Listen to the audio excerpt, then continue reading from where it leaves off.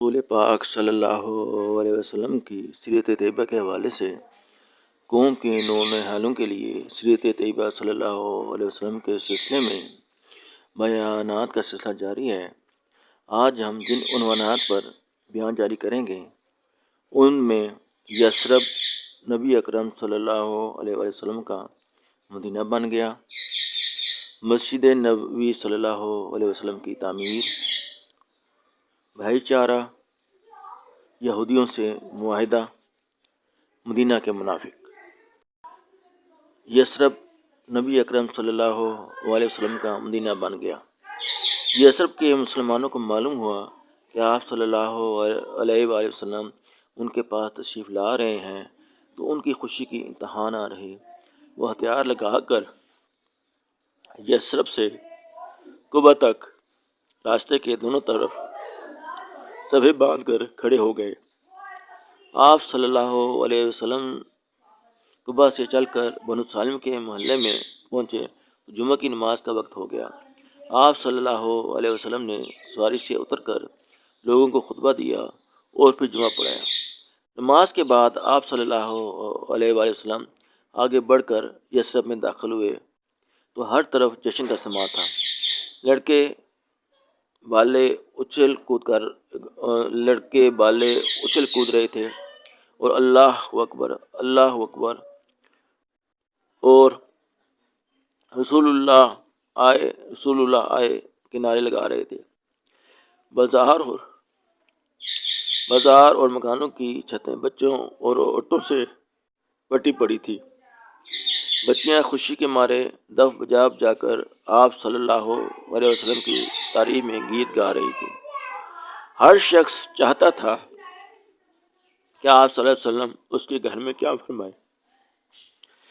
لوگ راستے میں جگہ جگہ آپ صلی اللہ علیہ وسلم کی اونٹنی کی مہار تھام کر عرض کرتے تھے، یا رسول اللہ صلی اللہ علیہ وسلم، ہمارے مہمان بن کر ہمیں عزت بخشیے۔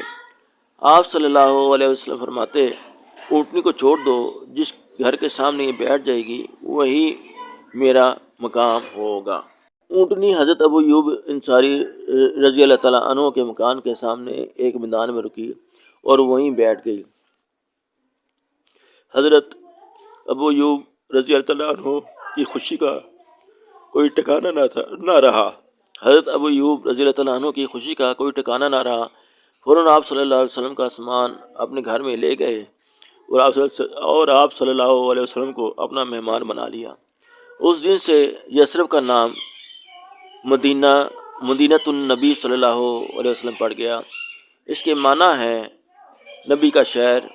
سن ہجری اسی واقعے کی یادگار ہے۔ مسجد نبوی صلی اللہ علیہ وسلم کی تعمیر۔ جس میدان میں آپ صلی اللہ علیہ وسلم کی اونٹنی رکی تھی وہ 2 یتیم بچوں کی زمین تھی۔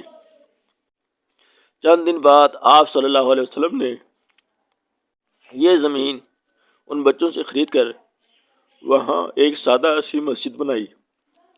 اس کو بناتے وقت دوسرے مسلمانوں کے ساتھ آپ صلی اللہ علیہ وسلم خود بھی اینٹیں اور گارا ڈھو کر لاتے تھے۔ یہ مسجد نبوی صلی اللہ علیہ وسلم کے نام سے مشہور ہوئی۔ آج کل یہ بہت بڑی عالی شان مسجد ہے۔ مسجد کے قریب ہی آپ صلی اللہ علیہ وسلم نے اپنے لیے چند کوٹھڑیاں بنوائیں جن کو حجرہ کہتے ہیں۔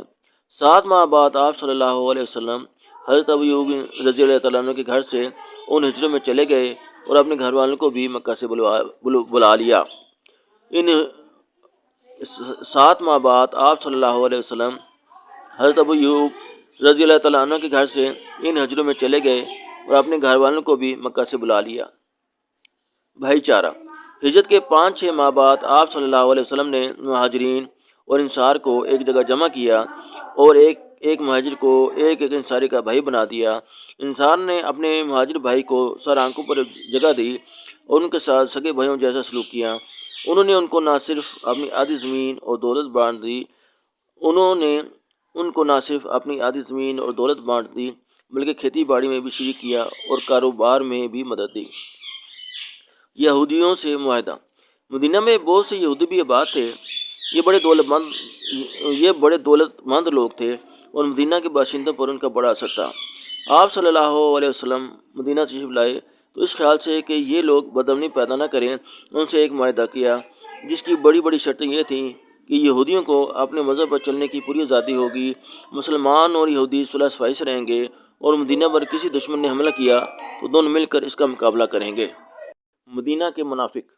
مدینہ میں کچھ لوگ ایسے بھی تھے جو اپنے آپ کو مسلمان ظاہر کرتے تھے، لیکن حقیقت میں وہ اسلام کے خلاف تھے، زبان پر کچھ اور دل میں کچھ۔ اللہ نے ایسے لوگوں کو منافق کا لقب دیا۔ ان کا سردار مدینہ کا ایک دولت مند شخص عبداللہ بن ابی تھا۔ عبداللہ بن ابی تھا ان کا سردار مدینہ کا ایک دولت مند شخص عبداللہ بن ابی تھا۔ ہجرت سے پہلے اس شخص کو مدینہ کے لوگوں نے اپنا بادشاہ بنانے کا فیصلہ کیا تھا، اس کے لیے تاج بھی بنوا لیا تھا، لیکن جب آپ صلی اللہ علیہ وسلم مدینہ تشریف لائے تو یہ معاملہ ختم ہو گیا، اس لیے وہ آپ صلی اللہ علیہ وسلم سے بہت جلتا تھا۔